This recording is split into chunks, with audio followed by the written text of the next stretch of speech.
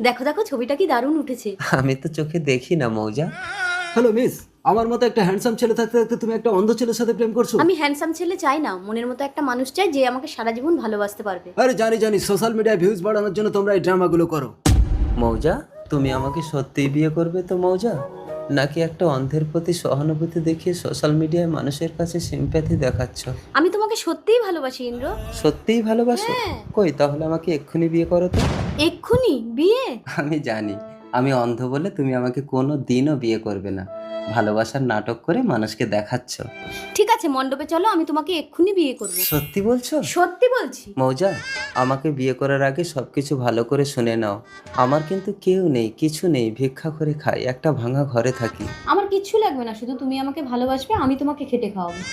বিবাহ সম্পূর্ণ হলো। খুব ভালো, চলো। তাই না? আরে আরে, এই তো আমি। এসো মৌজা, গাড়িতে বসো।